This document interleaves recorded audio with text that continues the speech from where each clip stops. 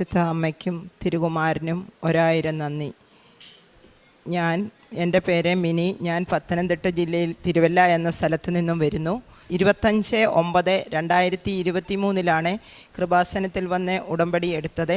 ഞാൻ യൂട്യൂബിൽ കൂടെ കണ്ട് ആണ് ഈ കൃപാസനത്തിലേക്ക് വന്നത്. വന്ന ഉടനെ തന്നെ ഉടമ്പടി എടുത്ത് എനിക്ക് ഒരു ഭവനമില്ലായിരുന്നു. ആ ഭവനത്തിന് വേണ്ടി ഞാൻ പ്രാർത്ഥിച്ചു. ഭവനം പണിയുവാൻ വേണ്ടി തുടങ്ങിയപ്പോൾ എൻ്റെ ഭർത്താവിന് ബൈപ്പാസ് ഓപ്പറേഷൻ ചെയ്യേണ്ടി വന്നു. ഭവനത്തിന് പണിയാൻ വെച്ച പൈസ ആ ഓപ്പറേഷന് വേണ്ടി എടുത്തു. അങ്ങനെ പൈസ ഇല്ലാതിരിക്കുമ്പോഴാണ് ഞാൻ കൃപാസനത്തിൽ വന്നത്. കൃപാസനത്തിൽ വന്ന് ഉടമ്പടി എടുത്തു. 3 മാസമായപ്പോൾ എനിക്ക് ജോസഫ് അച്ഛനെ കണ്ട് പ്രാർത്ഥിക്കുവാനും അവിടുന്ന് കാശുരൂപം തന്ന് ആ ഭവനത്തിൽ കൊണ്ട് ഇട്ട് പ്രാർത്ഥിക്കുവാൻ പറഞ്ഞു. അങ്ങനെ ഞാൻ ആ കാശുരൂപം ഇട്ട് പ്രാർത്ഥിച്ചു. അതിൻ്റെ ഫലമായിട്ട് പെട്ടെന്ന് 3 ലക്ഷം രൂപ ലോണ് തരാമെന്ന് പറഞ്ഞ വ്യക്തി 10 ലക്ഷം രൂപ തന്ന് എന്നെ സഹായിച്ചു. പക്ഷെങ്കിൽ വീടിന് ഒത്തിരി തടസ്സങ്ങളും കാര്യങ്ങളും ഉണ്ടായിരുന്നു. ആ തടസ്സങ്ങളെല്ലാം മുന്നോട്ട് പോയി.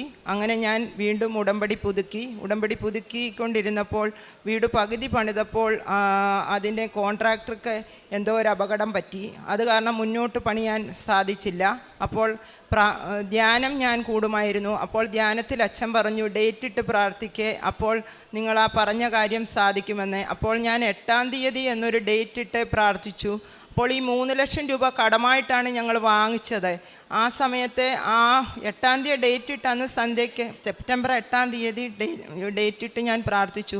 അന്ന് സന്ധ്യയ്ക്ക് പ്രാർത്ഥിച്ചുകൊണ്ടിരുന്നപ്പോൾ മകൻ വിളിച്ചിട്ട് പറഞ്ഞു, 1 ലക്ഷം രൂപ ആ മേടിച്ച ആൾ, 3 ലക്ഷം രൂപ കടം തന്ന ആൾ തന്നെ ഈ 1 ലക്ഷം രൂപയുടെ തരാം, നിങ്ങൾ പിന്നെ എപ്പോഴെങ്കിലും കൊടുത്താൽ മതിയെന്ന് പറഞ്ഞു. അങ്ങനെ ആ 1 ലക്ഷം രൂപയുടെ തന്ന് ഇപ്പോൾ ഷെയ്ഡ് വാർത്തുകൊണ്ടിരിക്കുകയാണ്. ഭവനം പണി മുന്നോട്ട് പോകുന്നു.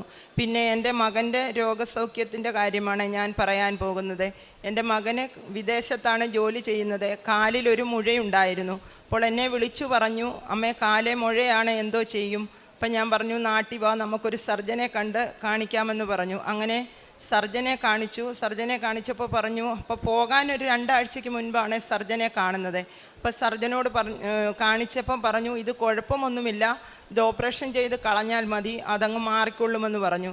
അപ്പോൾ ഞങ്ങളെ വീണ്ടും സർജനെ കണ്ടു വീട്ടിൽ വന്നിരുന്നപ്പോൾ മകൻ എന്നോട് പറഞ്ഞു, അമ്മേ ഈ കാലിങ്ങനെ മുഴയായ കാരണം അവിടെ ഡ്യൂട്ടിക്ക് പോകണമെങ്കിൽ സോക്സും ഷൂവും ഒക്കെ ഇട്ട് വേണം പോകാൻ, അത് ഭയങ്കര ബുദ്ധിമുട്ടാണ്, അതുകൊണ്ട് ഞാൻ ഇനി പോകുന്നില്ല എന്ന് പറഞ്ഞു. അപ്പോൾ ഞാൻ പറഞ്ഞു, മോനെ അങ്ങനെ പോകാതിരുന്നാൽ നമ്മൾ ഭവനം പണിയുമല്ലേ, അപ്പം ബാക്കിയുള്ള കടങ്ങളും കാര്യങ്ങളും ഒക്കെ എങ്ങനെ വീടുമെന്ന് ചോദിച്ചപ്പോൾ ഞാൻ പറഞ്ഞു, നീ പോകാതെ പറ്റത്തില്ല, പക്ഷെങ്കിൽ മാതാവ് അതെല്ലാം കരുതിക്കൊള്ളുമെന്ന് പറഞ്ഞു. അപ്പോൾ ആ സ്പോട്ടിൽ തന്നെ മകൻ പറഞ്ഞു, അമ്മേ ഈ മുഴ ഇറങ്ങി വരുന്നുണ്ട് കാലിൽ കൂടെ എന്ന് പറഞ്ഞു. അപ്പോൾ എനിക്ക് ഇത് മാതാവ് തന്നെ അത്ഭുതം പ്രവർത്തിച്ചതാണെന്ന് മനസ്സിലായില്ല.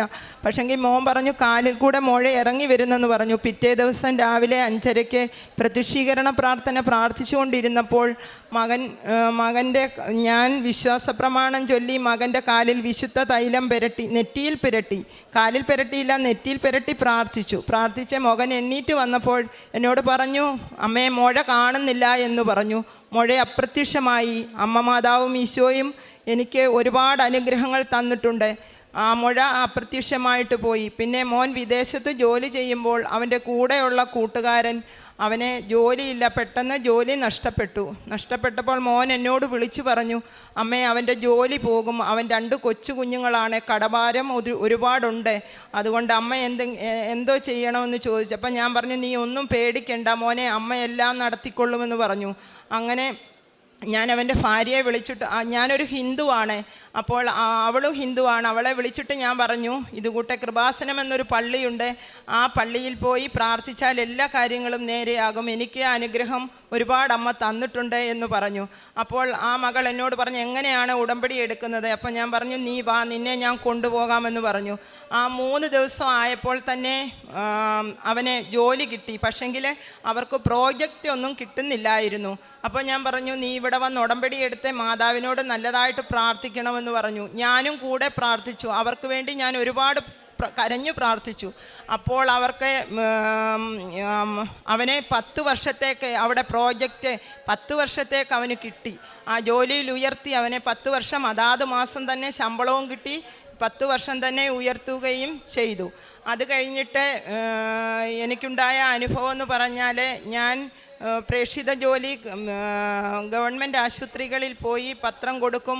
പിന്നെ പാവപ്പെട്ട ഒരു അച്ഛനും അമ്മയും, ഞങ്ങൾക്കൊരു ചെറിയ കടയുണ്ട്, ആ കടയിൽ എന്നും പൊതിച്ചോറ് കെട്ടി രാവിലത്തെ ഫുഡും എൻ്റെ അമ്മയ്ക്ക് കൊടുക്കുന്ന പോലെ അവർക്കും ഞാൻ ഫുഡും കാര്യങ്ങളും എല്ലാം കൊടുത്തു. അതുപോലെ തന്നെ മകൻ വിദേശത്തായിരിക്കുമ്പോൾ ഡ്രൈവറാണ്. ആ ഡ്രൈവർ ജോലിയിൽ പോയിക്കൊണ്ടിരിക്കുമ്പോൾ ഒരു പ്രാവശ്യം ശമ്പളം വരാറായപ്പോൾ തന്നെ അവനെ പെറ്റിയടിച്ച് 25,000 രൂപ പെറ്റിയടിച്ചു. 25,000 രൂപ പെറ്റിയടിച്ചപ്പോൾ മകൻ വിളിച്ചു പറഞ്ഞു, അമ്മേ പെറ്റിയടിച്ച് 25,000 രൂപ എന്ത് ചെയ്യും, ശമ്പളം അയക്കാൻ പൈസ കുറവാണല്ലോ എന്ന് പറഞ്ഞു. അപ്പം ഞാൻ പറഞ്ഞു, നീ ഒന്നും വിഷമിക്കേണ്ട, ഇന്നേക്ക് 10 ദിവസത്തിനകം ആ 25,000 രൂപ നിനക്ക് തിരിച്ചു കിട്ടുമെന്ന് ഞാൻ പറഞ്ഞു. അപ്പോൾ മകൻ പറഞ്ഞു, അമ്മ എന്നെ ദൈവമാണോ പൈസ തിരിച്ചു കിട്ടാൻ? അല്ല, നീ മാതാവ് നോക്കിക്കൊള്ളുമെന്ന് പറഞ്ഞു. ആ 10 ദിവസം തികഞ്ഞില്ല, 9ാമത്തെ ദിവസം 25,000 രൂപ അവർ കൊണ്ട് തിരിച്ചു കൊടുത്തിട്ട് പറഞ്ഞു, ഇത് മകൻ്റെ കയ്യിൽ ഇരിക്കട്ടെ, പിന്നെ ഈ പൈസ എപ്പോഴെങ്കിലും ചോദിക്കുവാണെങ്കിൽ തന്നാൽ മതിയെന്ന് പറഞ്ഞു. അങ്ങനെ ആ പൈസ അവർ തിരിച്ചു കൊടുത്തു. പിന്നെ എനിക്കുണ്ടായ അനുഗ്രഹമെന്ന് പറഞ്ഞാൽ, ജോസഫ് അച്ഛനെ സ്വപ്നത്തിൽ ഞാൻ ദർശിച്ചു. അപ്പോൾ എൻ്റെ കുറച്ച് പത്രങ്ങൾ വീട്ടിലിരിപ്പുണ്ടായിരുന്നു. അപ്പോൾ സ്വപ്നത്തിൽ കണ്ടു. അപ്പോൾ അച്ഛൻ ധ്യാനത്തിൽ പറയുമായിരുന്നു, കിണറും അത് അങ്ങനെ ഉടമ്പടി നിങ്ങൾ മുടക്കരുതേ, തെറ്റിക്കരുതേ എന്നൊക്കെ പറയും. പക്ഷെങ്കിൽ ഞാൻ സ്വപ്നത്തിൽ വെളുപ്പിനെ കണ്ടു ഉടമ്പടി പുസ്തകം കിണറ്റിലോട്ട് പോകുന്നതായിട്ട്. പെട്ടെന്ന് ഞാൻ ചാടി എണ്ണീറ്റിട്ട് പറഞ്ഞു, യോ എൻ്റെ ഉടമ്പടി പുസ്തകമല്ലേ കിണറ്റിൽ പോയിരിക്കുന്നത്, അത് എടുക്കണമല്ലോ എന്ന് പറഞ്ഞു.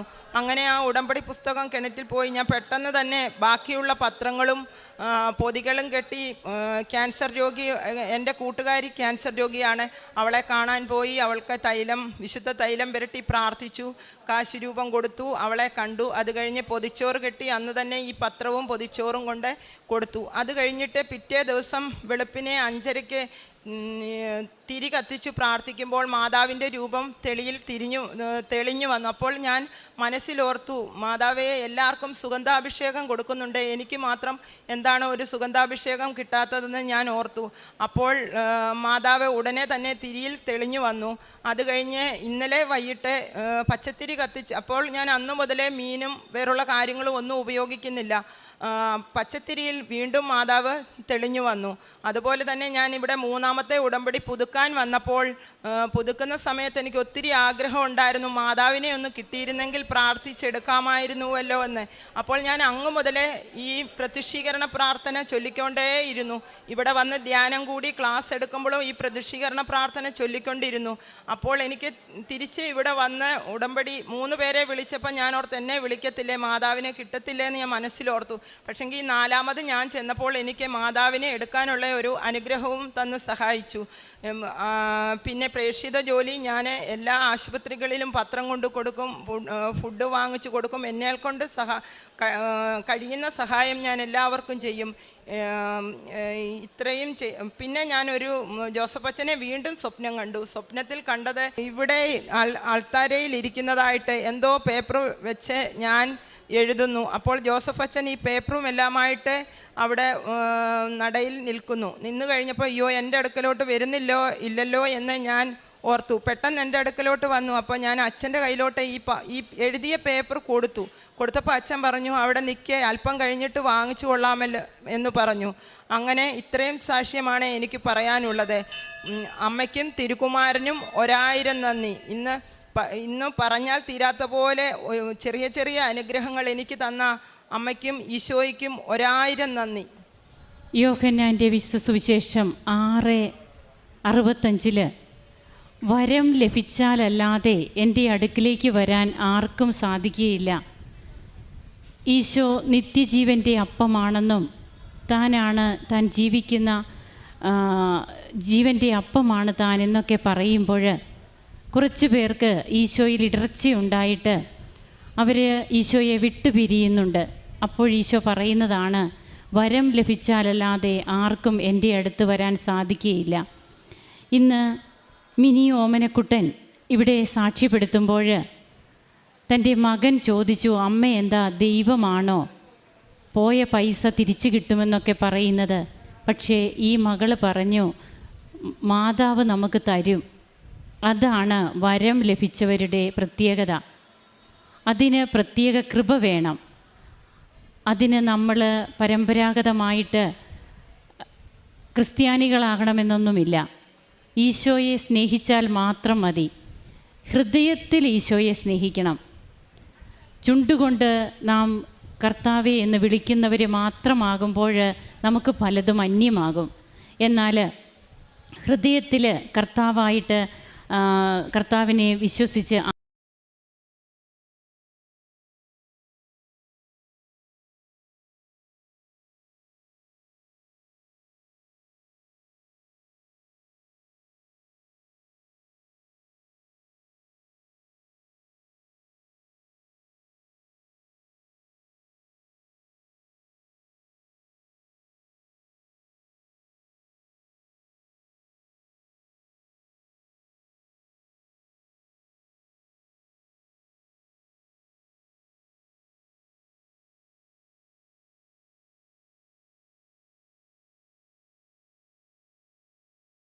ഡേറ്റ് പറയുമ്പോൾ അങ്ങനെയുള്ള മക്കളുടെ എത്രയോ പേരുടെ സാക്ഷ്യങ്ങളാണ് ഈ